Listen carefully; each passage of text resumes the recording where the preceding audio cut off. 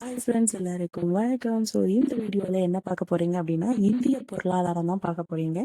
So இந்திய பொருளாதாரம் இதில் வந்து நிறையா நம்பர்ஸ் நிறைய வரும். ஸோ ஷார்ட்கட்டு நிறைய நிறைய நாடுகள் பேர்லாம் வரும். ஸோ இதுக்கான ஷார்ட்கட்ஸ் எல்லாத்தையும் வந்து அப்படியே ஒன் பை ஒன்னாக வரும் பார்க்கலாம். ஓகேங்களா? ஸோ ஃபர்ஸ்ட் வந்து என்னது அப்படின்னா, இந்திய பொருளாதாரம் அதில் இலக்க முறை அடிப்படையில், ஓகேங்களா? இலக்க முறைன்னா என்னது? டிஜிட்டல். ஓகேங்களா? ஸோ டிஜிட்டல் அடிப்படையில் அந்த முறையில பொருளாதாரத்துல பாத்தீங்க அப்படின்னா, நம்முடைய இந்தியாவும் ஒரு போட்டியாளரா இருக்குது அப்படின்னு சொல்றாங்க.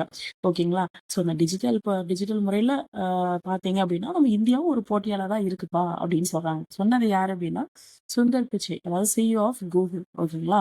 கூகுளுடைய சிஇஓவா இருந்த சுந்தர் பிச்சை இவர் வந்து சொல்லியிருக்காரு. ஓகேங்களா? So first point புரிஞ்சுட்டா?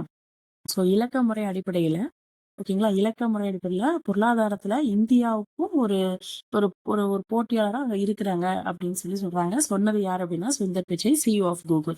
இந்த ஃபர்ஸ்ட் பாயிண்ட் புரிஞ்சிருக்குன்னு நினைக்கிறேன். ஸோ நெக்ஸ்ட் வந்து பாத்தீங்க அப்படின்னா, இப்போ ஒரு ஒரு நாடு இருக்குது. ஓகேங்களா? ஒரு இப்போ நம்மளோட நாட்டை எடுத்துக்கோங்க. ஸோ நம்ம நாட்டுடைய வருமானம், ஓகேங்களா? ஸோ நம்ம நாட்டுடைய வருமானம் அப்படிங்கிறது வந்து எப்படி வந்து குறிப்பிடுறாங்க, எப்படி மென்ஷன் பண்றாங்க அப்படின்னா, அந்த நாட்டுல எவ்வளவு ஜிடிபி இருக்குது அப்படிங்கிறத பொறுத்துதான் குறிப்பிடுறாங்க. ஓ, இந்த நாடு வந்து இவ்வளவு வருமானம் அடைஞ்சிருக்கு அப்படின்னு சொல்றாங்க. ஒவ்வொரு பர்சனுடைய வருமானத்தையும் கூட்டி கூட்டி கூட்டி கூட்டி சொல்லல. ஓகேங்களா? ஒரு நாட்டுடைய வருமானம் அப்படிங்கிறது எப்படி கால்குலேட் பண்றாங்க அப்படின்னா, அந்த நாட்டுல இருக்கக்கூடிய ஜிடிபினா என்னது அப்படின்னா, கிராஸ் டொமஸ்டிக் ப்ராடக்ட். ஓகேங்களா? கிராஸ் டொமஸ்டிக் ப்ராடக்ட், அதாவது மொத்த உள்நாட்டு உற்பத்தி அப்படிங்கிறத வச்சுதான் ஒரு நாட்டோட வருமானம் அப்படிங்கிறது தீர்மானிக்கப்படுகிறது. இப்ப நம்ம இந்தியா இருக்கு அப்படின்னா, நம்ம இந்தியால எவ்வளவு வந்து இருக்குது அப்படிங்கிறத பொறுத்து தான், ஓகேங்களா, எவ்வளவு ஜிடிபி மொத்த உள்நாட்டு உற்பத்தி எவ்வளவு இருக்குது அப்படிங்கிறத பொறுத்து தான் அந்த நாட்டுடைய வருமானம் அப்படிங்கிறது தீர்மானிக்கப்படுதுன்னு சொல்றாங்க. புரிஞ்சுச்சா? ஸோ அப்ப இந்த ஜிடிபி அப்படின்னா என்னது, அதாவது கிராஸ் டொமஸ்டிக் ப்ராடக்ட், அதாவது மொத்த உள்நாட்டு உற்பத்தி அப்படின்னா என்னது அப்படின்னா, 1 இயர்ல அந்த நாட்டுல ஒரு வருஷத்துல எவ்வளவு உற்பத்தி செஞ்சிருக்கிறாங்க, பண்டங்கள், அதுக்கான பணிகள், இந்த இதோடைய மொத்த பண மதிப்பு தான் என்ன சொல்றாங்க அப்படின்னா, மொத்த உள்நாட்டு உற்பத்தி. இப்ப நம்மளோட இந்தியா இருக்குது.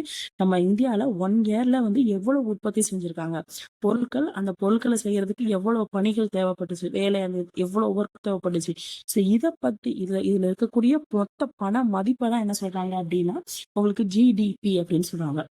ஒரு வருஷத்துல உற்பத்தி செய்யக்கூடிய பண்டங்கள் மற்றும் பணிகளுடைய மொத்த பண மதிப்பு, அவ்வளவுதான். ஓகேங்களா? சோ இது புரிஞ்சிருச்சா? நான் என்ன சொன்னது புரிஞ்சுட்டா? ஒரு நாடு, அந்த நாட்டோட வருமானம் எப்படி கால்குலேட் பண்றாங்க அப்படின்னா, அந்த நாட்டுல ஜிடிபி அப்படிங்கிறது வந்து எவ்வளவு இருக்குது அப்படிங்கிறத பொறுத்து தான் அந்த நாட்டோட வருமானம் அப்படிங்கிறது தீர்மானிக்கப்படுகிறது.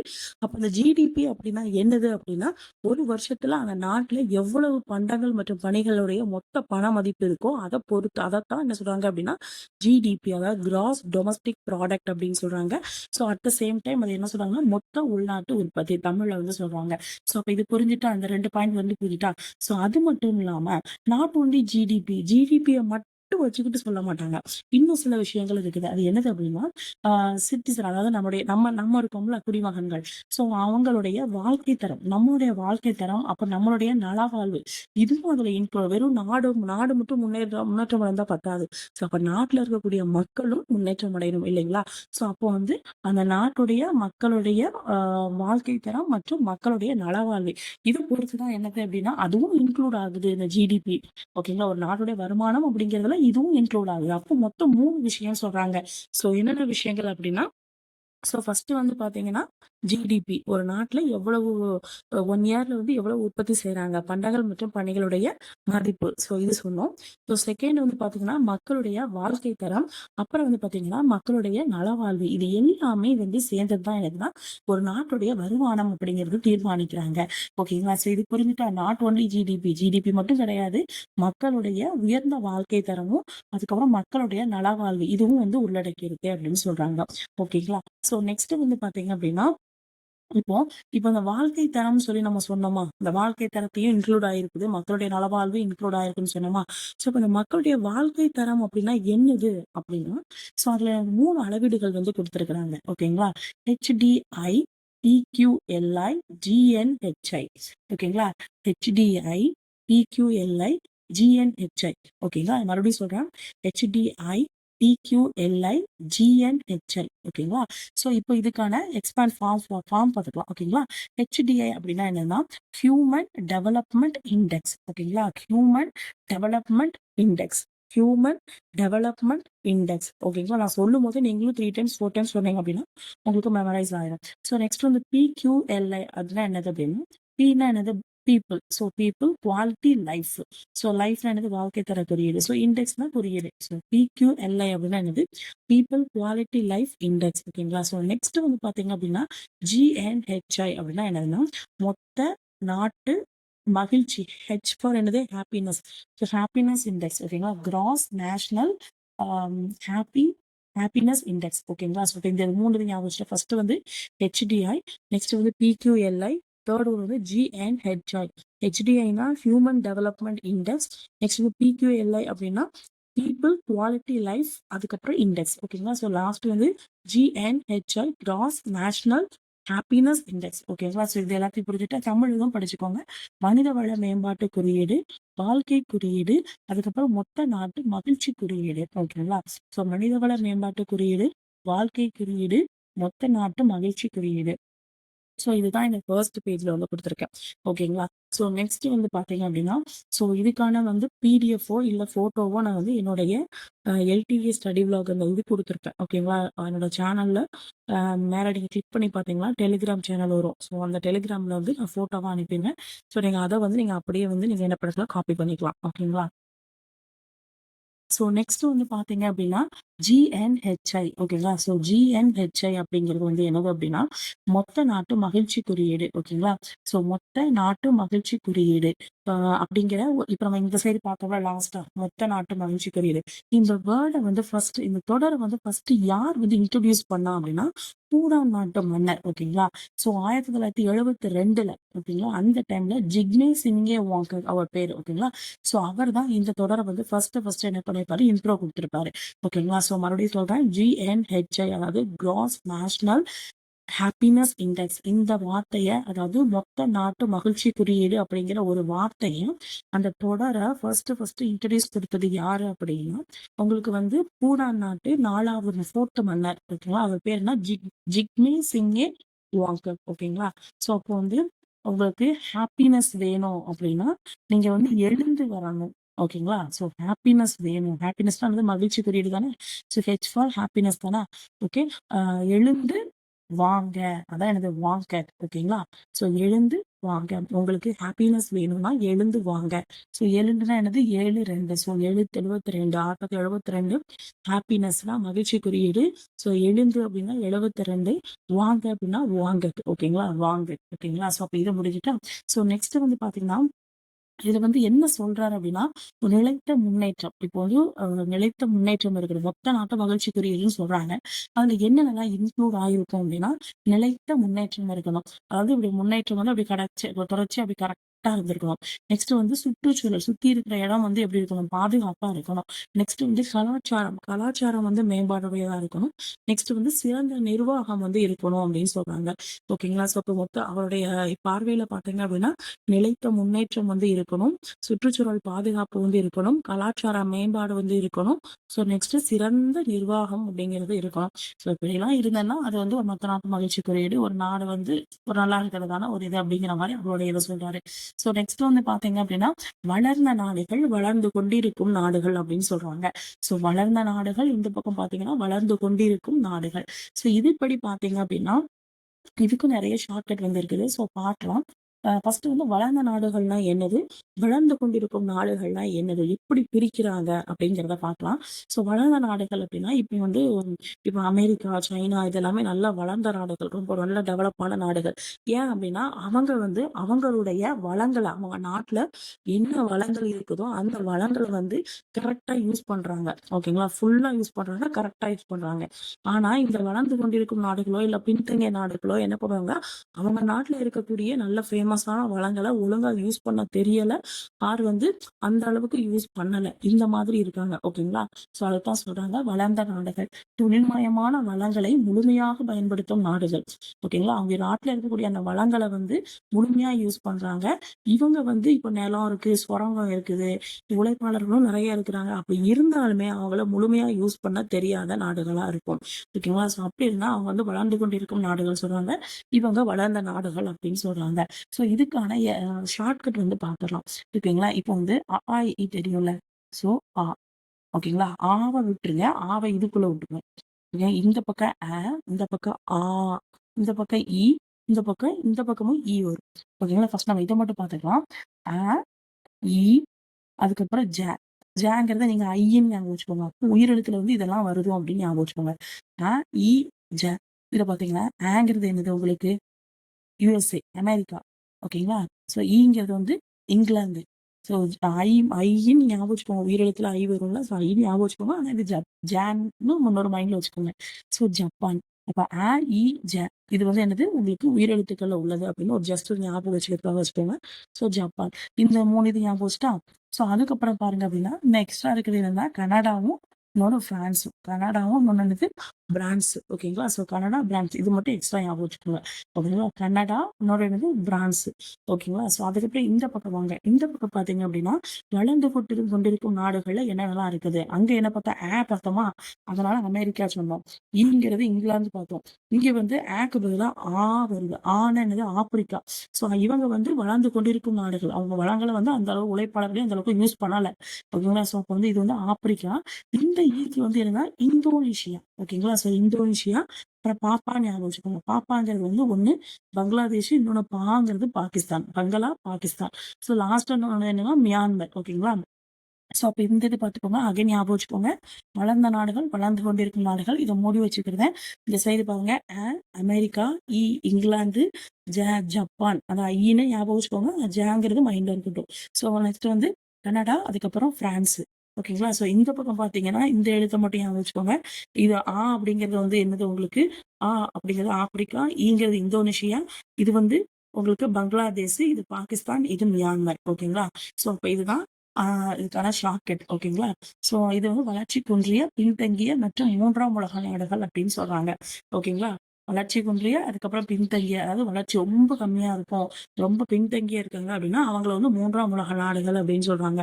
ஸோ நெக்ஸ்ட் வந்து பாத்தீங்க அப்படின்னா இந்திய பொருளாதாரம். நம்மளுடைய இந்திய பொருளாதாரம் வந்து ஜிடிபி தரவரிசையில. ஓகேங்களா?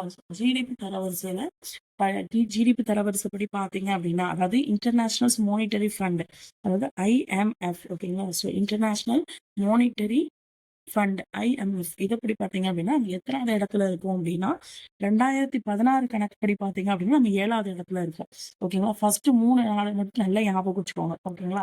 ஸோ ஃபர்ஸ்ட் 3 நாடுகள் மட்டும் நல்லா ஞாபகம் வச்சுக்கோங்க. ஃபர்ஸ்ட் அமெரிக்கா, அதுக்கப்புறம் சைனா, அதுக்கப்புறம் தேர்ட் வந்து ஜப்பான். ஓகேங்களா? ஸோ நம்ம வந்து 7th பிளேஸ்ல இருந்தோம். எந்த கணக்கெடுப்புப்படி அப்படின்னா 2016 கணக்கெடுப்பின்படி. இப்போ கரண்ட்ல என்ன ஒண்ணு இருக்கு அப்படின்னா இந்தியா வந்து 4th பிளேஸ்ல வந்து வந்திருக்கு. ஓகேங்களா? ஜிடிபியில வந்து 4th பிளேஸ்லயும், பிபிபி அப்படிங்கிறதுல வந்து உங்களுக்கு 3rd பிளேஸ்லயும் இருக்குது. ஓகேங்களா? நல்லா கேட்டுக்கோங்க. இதுல நிறைய எல்லா பேரையும் ஞாபகம் வச்சுக்கோங்க. நான் சொல்ற அந்த பேரை மட்டும் நீங்க நல்லா ஞாபகம் வச்சுக்கலாம். ஸோ இப்போ வந்து IMF அப்படின்னு சொல்றோமா, இன்டர்நேஷனல் மானிட்டரி ஃபண்ட். அதுல ஜிடிபி தரவரிசையில இந்தியா வந்து ஃபர்ஸ்ட் வந்து என்ன இருக்குது அப்படின்னா அமெரிக்கா, அதுக்கப்புறம் சைனா, அப்புறம் வந்து ஜப்பான். இதுதான் இருக்குது. அப்படிதானே? ஸோ இது வந்து 2016 கணக்கெடுப்பின்படி. ஓகேங்களா? ஸோ இப்போ நம்ம கரண்ட்ல நம்ம வந்து சர்ச் பண்ணி பார்த்தோம் அப்படின்னா உங்களுக்கு வந்து இதுல வந்து இந்தியா வந்து 7th பிளேஸ்ல இருக்கு. ஓகேங்களா? இதுல கரண்ட் படி பாத்தீங்க அப்படின்னா இந்தியா வந்து ஜிடிபியில. ஓகேங்களா? ஜிடிபியில வந்து பாத்தீங்கன்னா உங்களுக்கு வந்து 4th பிளேஸ்லயும், பிபிபி அப்படின்னு சொல்லுவாங்க. அதுல வந்து உங்களுக்கு 3rd பிளேஸ்லயும் இருக்குது. இது கரண்ட். ஓகேங்களா? ஸோ அப்போ வந்து இது வந்து கரண்ட்னா இது இப்போ உள்ள காலகட்டத்துல. இது 2016. ஓகேங்களா? ஸோ வந்து அமெரிக்கா, சைனா, ஜப்பான் அப்படி 2016 பார்க்கப்படும் 7வது இடத்துலையும், 2026 இப்போ உள்ள கரண்ட் இதுல பாத்தீங்கன்னா ஜிடிபில ஃபோர்த்லயும் பிபிபி ஜிடிபில தேர்ட் பிளேஸ்லயே இருக்குது. ஓகேங்களா? ஸோ அப்போ வந்து இது எத்தனாவது எவ்வளவு பெர்சன்டேஜ் வந்திருக்கு அப்படின்னா 7%. ஓகேங்களா? எப்பவுமே 2016 கணக்கெடுப்பின்படி பாத்தீங்கன்னா 7% வந்து கணக்கெடுப்புல இருக்குது அப்படின்னு சொல்றாங்க. ஸோ நெக்ஸ்ட் வந்து பாத்தீங்கன்னா முன்னேறிய நாடுகளில் இயல்புகள். இப்போ வந்து ஒரு நாடு இருக்குது. அந்த நாடுகள் வந்து இப்ப அமெரிக்கான்னு வச்சுக்கோங்க. ஸோ அந்த அமெரிக்கா அப்படிங்கிற நாடு வந்து முன்னேறி இருக்குது. அப்படித்தானே நல்லா டெவலப் ஆகி இருக்குது. ஸோ அப்போ என்னென்னலாம் அந்த குவாலிட்டி வந்து அந்த அந்த நாட்டுக்கு இருக்குது, நாட்டுக்கு இருந்துச்சு. அதனால அது முன்னேறிக்கிட்டு வருது அப்படிங்கிறத பார்க்கலாம். ஃபர்ஸ்ட் என்னன்னா உயர்ந்த நாட்டு வருமான வளர்ச்சி. அந்த நாட்டுக்கு வந்து அதிக வருமான வளர்ச்சி வந்து இருக்குது. ஓகே. உயர்ந்த தனிநபர் வருமானம். ஒருத்தருடைய சேலரியே அதிகமான சேலரியா தான் இருக்கும். ஸோ உயர்ந்த வாழ்க்கை தரம். சேலரி அதிகமா இருந்தாலே உங்களுடைய வாழ்க்கை தரம் கண்டிப்பா உயரமா தான் இருக்கும். முழு வேலை வாய்ப்பு. எல்லாருக்கும் வேலை வாய்ப்பு அப்படிங்கிறது இருக்கதான் செய்யுது. ஸோ தொழில்துறையின் ஆதிக்கம். நிறைய தொழில்துறை வந்து அப்படியே டெவலப் ஆகிட்டே இருக்குது. ஸோ அதனால உயர் தொழில்நுட்பம், நிறைய டெக்னாலஜி இதெல்லாமே நல்ல ஹை லெவல்ல வந்து வச்சிருக்கிறாங்க. தொழில் செறிவு, நிறைய தொழில்கள் வந்து அதிகமா எக்கச்சக்கமா இருக்குது. ஸோ அதிக நுகர்ச்சி நிலை. நிறைய பேர் அதை வாங்கக்கூடிய பொருட்களை வாங்கக்கூடிய அந்த நுகர்ச்சி நிலை வந்து அதிகமா இருக்குது. ஸோ அதிக நகரமயமாதலா ஆகிக்கிட்டு இருக்கு. இன்னும் அந்த கிராமமாவே இல்லாம நகரமயமாதல் ஆகிட்டே இருக்குது. ஸோ நெக்ஸ்ட் வந்து சீரிய பொருளாதார வளர்ச்சி. அந்த பொருளாதாரம் அப்படிங்கிறது வந்து நிறைய வளர்ந்துகிட்டே இருக்குது. ஸோ நெக்ஸ்ட் வந்து பாத்தீங்க அப்படின்னா சமுதாயம், சமத்துவம், பாலின சமத்துவம், அதுக்கப்புறம் மிக குறைந்த வறுமை நிலை. வறுமை அப்படிங்கிறது வந்து அது கம்மியா தான் இருக்குது. ஓகேங்களா? ஸோ பாலின சமத்துவமா இருக்குது, சமுதாயம் சமத்துவமாவும் இருக்குது. ஓகேங்களா? ஸோ லாஸ்டா வந்து பாத்தீங்க அப்படின்னா அரசியல் நிலைத்தன்மையா இருக்குது, நல்ல ஆட்சி இருந்தது. இது மாதிரி இருந்துச்சு அப்படின்னா நல்ல ஆட்சின்னு இருக்கிறது என்னால சொல்ல முடியாது. ஸோ என்னால சொல்றேன். ஓகேங்களா? ஸோ இதெல்லாம் முன்னேறிய நாடுகளுடைய இயல்புகள் அப்படின்னு சொல்றாங்க. ஓகேங்களா? ஸோ நெக்ஸ்ட் வந்து பாத்தீங்கன்னா இந்திய பொருளாதாரத்துடைய இயல்புகள் என்னென்ன அப்படிங்கறத பார்க்க போறோம். ஸோ இந்தியா வந்து நம்ம வந்து என்ன இதை ஃபாலோ பண்றோம் அப்படின்னா கலப்பு பொருளாதாரம். ஓகேங்களா? ஸோ நம்ம வந்து என்ன ஃபாலோ பண்றோம்? கலப்பு பொருளாதாரத்துல ஃபாலோ பண்றோம். இதுதான் நமக்கு பலமா இருக்கு. ஓகேங்களா? கலப்பு பொருளாதாரம் என்னன்னா அதாவது பிரைவேட், பொதுத்துறை இது ரெண்டுமே சேர்ந்து ஒரே டைம்ல வந்து செயல்படுறது. அதாவது என்ன சொல்ற, ரெண்டுமே ஈக்குவலா ஒத்து செயல்படுறது. ஓகேங்களா? ஸோ இது யார் சொல்றதுன்னா நேரு வந்து சொல்றாரு. ஓகேங்களா? அமெரிக்கா பாத்தீங்கன்னா முதலாளித்துவ பொருளாதாரம். ரஷ்யா வந்து எதை ஃபாலோ பண்ணுது அப்படின்னா சமத்துவ பொருளாதாரம். ஓகேங்களா? ஸோ ரஷ்யா வந்து சமத்துவ பொருளாதாரம், இந்தியா வந்து கலப்பு பொருளாதாரம், அமெரிக்கா அப்படிங்கிறது முதலாளித்துவ பொருளாதாரம். ஸோ இதைத்தான் ஃபாலோ பண்றாங்க. ஸோ நெக்ஸ்ட் வந்து பாத்தீங்க அப்படின்னா இப்போ அந்த கலப்பு பொருளாதாரம்னா என்னன்னு சொல்லி பார்த்தோம்னா அதாவது பிரைவேட்டும் பொதுத்துறையும் சேர்ந்து சீரிய முறையில் செயல்படுறதா என்ன சொல்றோம் அப்படின்னா நம்ம கலப்பு பொருளாதாரம் அப்படின்னு சொல்லுவோம். ஸோ நெக்ஸ்ட் வந்து பாத்தீங்க அப்படின்னா வேளாண்மையில முக்கிய பங்கு இது நம்ம பார்க்க போறோம். ஓகேங்களா? ஸோ இந்திய பொருளாதாரத்தின் இயல்புகள்ல ஃபர்ஸ்ட் கலப்பு பொருளாதாரம் பார்த்தோம். கலப்பு பொருளாதாரம்னா என்னன்னு சொல்லி பார்த்தோம். ஸோ அதுக்கப்புறம் பாத்தீங்கன்னா வேளாண்மையுடைய முக்கிய பங்கு. ஸோ இதுபடி பாத்தீங்க அப்படின்னா வேளாண்மையுடைய முக்கிய பங்கு இந்தபடி பாத்தீங்கன்னா இப்ப நம்ம இந்தியா இருக்குது. ஓகேங்களா? நம்ம இந்தியால நிறைய பேர் நம்ம பார்த்தா நமக்கு ஓரளவுக்கே தெரியும். மோஸ்ட்லி நிறைய பேர் எதை நம்பி இருக்கிறாங்க? அக்ரிகல்ச்சரை தான் நம்பி இருக்காங்க இல்லையா? ஸோ இல்லைங்களா? ஸோ அதுக்கும் 60% ஒரு 60% மக்கள் வந்து என்ன பண்ணாங்க? தங்களுடைய வாழ்க்கைக்கு ஆதாரமா எந்த தொழிலை எடுத்து செய்யறாங்க அப்படின்னா வேளாண்மை மற்றும் அந்த வேளாண்மை சார்ந்த தொழில் இருக்குல்ல அதை பண்றாங்க. வேளாண்மை பண்றது என்னது? விவசாயம் டேரக்டா பண்றாங்க. அப்ப அந்த விவசாயத்துக்கு என்னென்ன பொருட்கள் தேவையோ அதை மேனுஃபேக்சர் பண்றாங்களா? அப்ப அதையும் சேர்த்து பாத்தீங்கன்னா 60% பீப்புள்ஸ் வந்து மேக்ஸிமம் வந்து இதைத்தான் நம்ம ஃபாலோ பண்றாங்க. வேளாண்மை சார்ந்ததான் ஃபாலோ பண்றாங்க அப்படின்னு சொல்றாங்க. அப்போ அந்த மொத்த உள்நாட்டு உற்பத்தியில இந்த வேளாண்மையோட பங்கு எவ்வளவு இருக்கு அப்படின்னா 17% வந்து இருக்குது அப்படின்னு சொல்றாங்க. ஓகேங்களா? அந்த ஜிடிபின்னு சொல்றோம்ல அந்த மொத்த உள்நாட்டு உற்பத்தியில இந்த வேளாண்மை அப்படிங்கிறது வந்து எத்தனை பர்சன்டேஜ் இருக்குன்னா 17% இருக்குது. 60% வந்து அந்த பீப்புள்ஸ் வந்து வேளாண்மை சார்ந்த தொழிலை வந்து பண்றாங்க. 17% அப்படிங்கிறது வந்து அந்த பீப்புள்ஸ் வந்து பீப்புள்ல மொத்த உள்நாட்டு உற்பத்தியில 17% வந்து வேளாண்மை இருக்குது அப்படிங்கிறத சொல்றாங்க. ஓகேங்களா? ஸோ இப்போ வந்து என்னன்னா G20 அப்படிங்கிற உலக மாநாடு அப்படின்னு சொல்லி ஒரு டாபிக் கொண்டு வராங்க. ஸோ இதுல வந்து பாத்தீங்கன்னா நிறைய நாடுகள் வந்து இணைஞ்சிருக்கும். ஓகேங்களா? ஸோ இதுல என்னென்ன நாடுகள் இருக்குது அப்படிங்கிறத ஃபுல்லா மெமரைஸ் பண்ணிட்டு இருக்க முடியாது. பட் ஒரு சில நாடுகள் நம்மளால ஈஸியா ஞாபகம் வச்சுக்க முடியும். ஓகேங்களா? ஸோ ஃபர்ஸ்ட் நம்ம என்னென்ன ஞாபகம் வச்சுக்க முடியும் அப்படின்னா இந்தியா. நம்ம இது கண்டிப்பா ஞாபகம் இருக்கும். அமெரிக்கா கண்டிப்பா ஞாபகம் இருக்கும். ஸோ கட்டி ஸ்டார் போவேன். So India. ஓகே. அதுக்கப்புறம் வேற என்னெல்லாம் ஞாபகம் வச்சுக்க முடியும்? ஆஸ்திரேலியா ஞாபகம் வச்சுக்க முடியும். நெக்ஸ்ட் வந்து ஆப்பிரிக்கா ஞாபகம் வச்சுக்க முடியும். அதுக்கு கொரியன்ஸ் மறக்கவே முடியாது. ஸோ இப்போ கொரியன்ஸ், அப்புறம் அமெரிக்கா, நெக்ஸ்ட் ஜப்பான், சைனா ஒன்று போல இருக்கும். ஸோ அதுக்கப்புறம் கனடா, பிரான்ஸு, அப்புறம் துருக்கி, இதெல்லாம் மேக்ஸிமம் உங்களுக்கு தெரிஞ்ச நாடுகள் தான். சரிங்களா? ஸோ அதனால நீங்க ரைட்டா ஒரு 3, 4 தடவ ரீட் பண்ணீங்களாலே உங்களுக்கு வந்து ஞாபகத்துக்கு வந்துரும். ஓகேங்களா? ஸோ அதுக்கப்புறம் இந்தோனேஷியா, நெக்ஸ்ட் வந்து இட்டாலி, அதுக்கப்புறம் இங்கிலாந்து, இதுல உள்ளது எல்லாமே உங்களுக்கு தெரியும். அரேபியா, அரபிக் குதிரை அப்படின்னு வச்சுக்கோங்க. ஸோ அரேபியா, அதுக்கப்புறம் கொரியன்ஸு, அப்புறம் ஆப்பிரிக்கா, துருக்கி, இங்கிலாந்து, அமெரிக்கா, ரஷ்யா, மெக்சிகோ, அதுக்கப்புறம் Japan, Italy, Indonesia, India, Germany, France, ஐரோப்பிய ஒன்றியம், சைனா, அதுக்கப்புறம் Canada, Brazil, Australia, Argentina. So Argentina இந்த மாதிரி நாடுகள் தான் கொஞ்சம் மறந்து போகும். பட் மறந்து போகாது. பட் ஓரளவுக்கு ஞாபகம் வச்சுக்கோ. 3 to 4 டைம்ஸ் ரீட் பண்ணிட்டோம் அப்படின்னா ஞாபகம் வரும். ஓகேங்களா? ஸோ அகைன் சொல்றேன். Argentina, Australia, Brazil, Canada, China, ஐரோப்பிய ஒன்றியம், France, Germany, India, Indonesia, Italy, Japan, Mexico, Russia, Saudi Arabia, so next தெற்கு ஆப்பிரிக்கா, கொரியா, துருக்கி, இங்கிலாந்து, அமெரிக்கா. ஓகேங்களா? India, England, America, Koreans, Africa, Saudi Arabia, அப்புறம் ரஷ்யா, சைனா, ஜப்பான், கனடா, துருக்கி, France, Brazil, Argentina, Australia, Indonesia, Germany, so Mexico. So இந்த மாதிரி நாடுகளை ஒரு 2, 3 தடவை ஞாபகம் வச்சுட்டு ஃபுல்லாக படிக்க வேணாம். ஜஸ்ட் ஞாபகம் வச்சுக்கிட்டு ஓகே இந்த நாடுகள் வரும் அப்படிங்கிறத ஒரு மைண்டில் வச்சுக்கோங்க. ஓகேங்களா? ஸோ நெக்ஸ்ட் வந்து பார்த்தீங்க அப்படின்னா வேளாண்மையில அது மட்டும் இல்லாம நம்ம வேளாண்மையில வந்து என்ன பண்றோம், தன்னிறைவா இருக்கிறோம். தன்னிறைவு அப்படின்னா என்னது அப்படின்னா, இப்ப வேளாண்மையும் சரி, அந்த வேளாண்மை செய்யக்கு தேவையான பொருட்களையும் சரி நம்மளே வந்து மேனுஃபேக்சர் பண்றது. ஸோ அதான் என்ன சொல்றாங்க, தன்னிறைவு அப்படின்னு சொல்றாங்க. ஓகேங்களா? ஸோ ஒரு உற்பத்திக்கு தேவையான அனைத்து பொருட்களையும் நாமளே மேனுஃபேக்சர் பண்ணிக்கிறது தான் என்னது அப்படின்னா தன்னிறைவு அப்படின்னு சொல்றாங்க. ஓகேங்களா? ஸோ தன்னிறைவு அப்படிங்கிறது ஆஃப்டர் பசுமை புரட்சிக்கு அப்புறமா வந்து அடங்குது 1967. ஓகேங்களா? ஸோ அது மட்டும் இல்லாம உபரி உற்பத்தி நம்ம கிட்ட வந்து உற்பத்தி வந்து நிறைய அதிகமா இருக்குது. ஓகேங்களா? உபரி அதிகமா இருக்குது அப்படின்னு ஞாபகம் வச்சுக்கலாம்.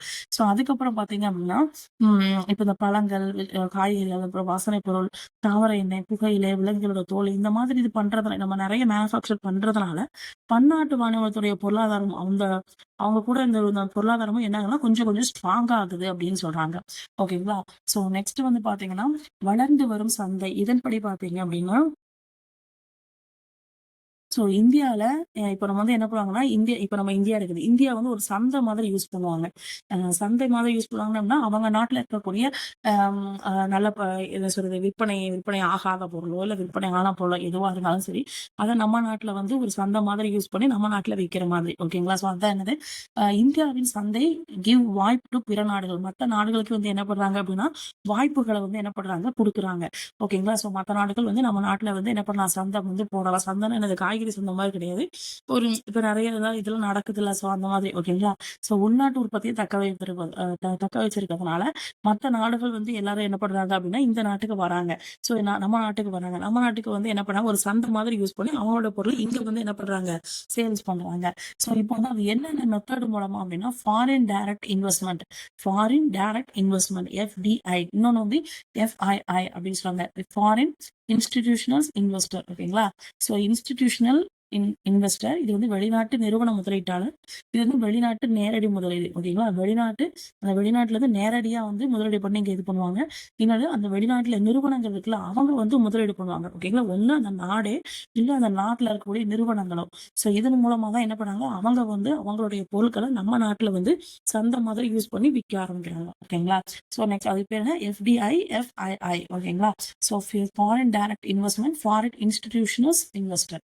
ஓகேங்களா? ஸோ நெக்ஸ்ட் வந்து பாத்தீங்க அப்படின்னா, நம்மளுடைய இந்தியா அப்படின்னு எடுத்துக்கிட்டீங்க அப்படின்னா, முதலீடு வந்து இப்ப இந்தியா இருக்குன்னா, இந்தியா எதுக்கு சந்தையா யூஸ் பண்றாங்க, இந்தியா எதுக்கு நல்லா இதா சொல்றாங்க அப்படின்னா, குறைந்த முதலீடு. ஓகேங்களா? முதலீடு வந்து இங்க கம்மியா போட்டா போதும்.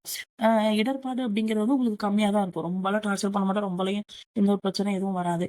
வளர்ச்சி அதிகமா இருக்கும். ஸோ இந்த மாதிரி காரணங்களாக இந்தியா வந்து என்ன சொல்றாங்க, ஒரு வளர்ந்து வரக்கூடிய சந்தையா வந்து இருக்குது அப்படின்னு சொல்றாங்க. ஓகேங்களா? ஸோ குறைந்த முதலீடு, குறைந்த இடர்பாடு, அதிகமான வளர்ச்சி கிடைக்குது. ஸோ அதனால இந்தியா வந்து என்ன சொல்றாங்க, வளர்ந்து வரும் சந்தை அப்படின்னு சொல்றாங்க. ஓகேங்களா? ஸோ நெக்ஸ்ட் வந்து பாத்தீங்க அப்படின்னா வளர்ந்து வரும் பொருளாதாரம். ஸோ இதன்படி பாத்தீங்க அப்படின்னா நான் ஆல்ரெடி சொன்ன மாதிரி ஜிடிபில வந்து, அதாவது மொத்த உள்நாட்டு உற்பத்தியில 7th பிளேஸ் வந்து இந்தியா வந்து 2016 கணக்கெடுப்பின்படி இருந்துச்சு. பிபிஎஃப் வந்து வாங்கும் சக்தியில 3rd பிளேஸ் வந்து இருக்குது. இப்பவும் பாத்தீங்கன்னா 2026 இந்த டைம்ல பாத்தீங்க அப்படின்னா 4th பிளேஸ்ல வந்து ஜிடிபி இருக்குது. பிபிபி அப்படிங்கிறது வந்து 3rd பிளேஸ்ல, அதே 3rd பிளேஸ்ல இருக்குது. இதுல இந்த பிபிபி அப்படின்னா என்னன்னா பர்ச்சேசிங் பவர் பேரிட்டி. ஓகேங்களா? அதாவது வாங்கும் சக்தி அப்படிங்கிறாங்க.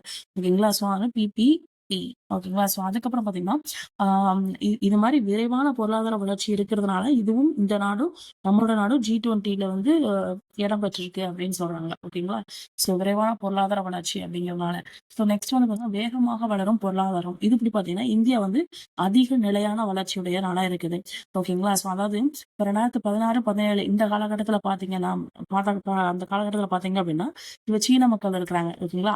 அவங்களுடைய குடியரசு நாட்டுக்கு அடுத்து நம்மளுடைய இதா இருக்குது. ஓகேங்களா? ஜிடிபி வந்து 7.1% வந்து இருக்குது. சைனாக்கு அடுத்து இருக்குது அப்படின்னு சொல்றாங்க.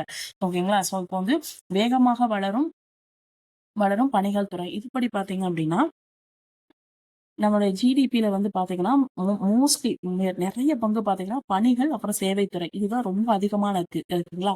ஸோ பணிகள் துறை மற்றும் சேவைத்துறை. ஓகேங்களா? இதுதான் அதிகமா இருக்குது. இதுல பிபிஓ அப்படின்னு சொல்றாங்க. அதாவது business process outsource. Business process outsource. இதுல தொழில்நுட்ப சேவைகள் பேரளவு வளர்ச்சியில வந்து இருக்குது அப்படின்னு சொல்றாங்க. இது பெரும் பங்கா இருக்குது அப்படின்னு சொல்றாங்க. ஓகேங்களா? ஸோ அது மட்டும் இல்லாம இந்த மொபைல் யூஸ் பண்றதுல வந்து ஃபர்ஸ்ட் வந்து சைனா இருக்குது. செகண்ட் பிளேஸ்ல இந்தியா இருக்குது அப்படின்னு சொல்றாங்க. ஓகேங்களா? ஸோ நெக்ஸ்ட் வந்து பேரளவு உள்நாட்டு வளர்ச்சி. இதுபடி பார்த்தீங்க அப்படின்னா, இப்போ வந்து இப்போ என்கிட்ட இப்போ என்னோட சேலரி வந்து அதிகமா வருது அப்படின்னா, என்னோட வாழ்க்கை தரம் இன்னும் கொஞ்சம் டெவலப்மெண்ட் ஆகும். அதிகமா இருக்கும். ஸோ அப்ப நான் இன்னும் நெறைய பொருட்கள போய் என்ன பண்ணுவேன் வாங்குவேன். அப்படித்தானே? ஸோ அப்ப வாங்கும் சக்தி அப்படிங்கிறது அதிகமாகுது. அதான் சொல்றாங்க வாழ்க்கை தரம் அதிகமாகுது. ஸோ அப்ப உள்நாட்டு நுகர்வு பொருள் வந்து வாங்குறது இன்னும் கொஞ்சம் அதிகரிக்குது. அப்ப என்னுடைய அந்த இதுவும் அதிகரிக்குது. ஓகேங்களா? நெக்ஸ்ட் வந்து பார்த்தீங்க அப்படின்னா, நகர்ப்பகுதி விரைவான வளர்ச்சி. இதன்படி பார்த்தீங்க அப்படின்னா, இப்போ நம்ம நகர்ப்புற வளர்ச்சி இப்போ நகரங்கள் வந்து என்ன கிராமங்கள்லேருந்து நகரம் வந்து இன்னும் கொஞ்சம் டெவலப் ஆகுது. நகரமா இருக்கக்கூடிய இடங்கள் வந்து இன்னும் நகரமா டெவலப் ஆகுது. ஸோ ஓகேங்களா? ஸோ அப்ப இதுக்கு என்ன அப்படின்னா, நம்ம பொருளாதாரம் வந்து வளர்ச்சி அடைஞ்சிட்டு இருக்கு அப்படின்னு சொல்றாங்க. ஓகேங்களா? ஸோ நெக்ஸ்ட் வந்து பார்த்தா நகர்ப்புற வளர்ச்சி வந்து ரொம்ப முக்கியமான அறிகுறி. எதுக்கு அப்படின்னா, பொருளாதார வளர்ச்சிக்கு அப்படின்னு சொல்றாங்க. ஓகேங்களா? ஸோ நெக்ஸ்ட் வந்து ஃப்ரீடம்க்கு அப்புறமா சுதந்திரத்துக்கு அப்புறமா வளர்ச்சி நல்ல நல்ல வளர்ச்சி வந்து அடைஞ்சிருக்குது அப்படின்னு சொல்லுவாங்க. ஸோ போக்குவரத்துலயும் சரி, கல்வி, சுகாதார வசதியிலயும் சரி, எல்லாத்துலயும் நகரமயம் அப்படிங்கிறது வந்து விரிவுபடுத்தப்படுது அப்படின்னு சொல்றாங்க. ஓகேவா? எல்லாத்துலயும் நகரமயமாதல் அப்படிங்கிறது வந்து இம்பார்ட்டன்டா இருக்குது அப்படின்னு சொல்றாங்க. ஓகேங்களா? ஸோ அது வந்து எதுக்கு இம்பார்ட்டன்ட் இருக்குன்னா, பொருளாதார வளர்ச்சிக்கு ஒரு இம்பார்ட்டன்டா இருக்குது. ஸோ நெக்ஸ்ட் வந்து நிலையான பேரளவு பொருளாதாரம். ஸோ இது வந்து பார்த்தீங்க அப்படின்னா, நம்மளுடைய இந்தியா வந்து நிலையான பேரளவு பொருளாதாரத்தை அப்படியே நிரூபிச்சுக்கிட்டு வருது அப்படின்னு சொல்றாங்க. ஓகேங்களா? எது சொல்லுது அப்படின்னா, சென்செக்ஸ் வந்து சொல்லுது அப்படின்னு சொல்றாங்க. ஸோ நெக்ஸ்ட் வந்து பொருளாதார ஆய்வறிக்கைப்படி பார்த்தீங்க அப்படின்னா, நம்முடைய இந்திய பொருளாதாரத்தை என்ன சொல்றாங்க அப்படின்னா, நிலைத்த, உறுதி வாய்ந்த, சிறந்த எதிர்காலம் கொண்ட பேரியல் பொருளாதாரத்தின் சொர்க்கம் அப்படின்னு சொல்றாங்க. ஓகேங்களா? ஸோ எது சொல்லுது? பொருளாதார ஆய்வறிக்கை.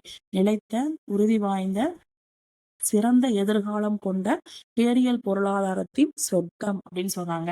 ஸோ நெக்ஸ்ட் வந்து பாத்தீங்கன்னா 2014, 15 ஸோ இந்த கணக்கெடுப்பு இப்படி பாத்தீங்க அப்படின்னா ஜிடிபியோட வளர்ச்சி விகிதம் வந்து பாத்தீங்கன்னா 8% வந்து நிர்ணயிச்சிருந்தாங்க. ஆனா கிடைச்சது என்னவோ 7.6% லோவா தான் கிடைச்சிருக்கு. ஸோ அதனால என்ன சொல்றாங்க, ரொம்பவும் கம்மியாக மாட்டேங்குது, ரொம்பவும் கூட மாட்டேங்குது. ஓகேங்களா? அப்ப நிலையான பேரளவு பொருளாதாரமா இருக்குது அப்படின்னு சொல்றாங்க. ஓகேங்களா? 14 நாளோட டபுள் தான் என்னது 8. அப்போ 14, 15ல 8%. ஆனா 7.6% தான் கிடைச்சிருக்கு. ஸோ 2023, 24 அந்த காலகட்டத்தில பார்த்தீங்கன்னா 7.2% வந்து நிர்ணயிச்சிருந்தாங்க.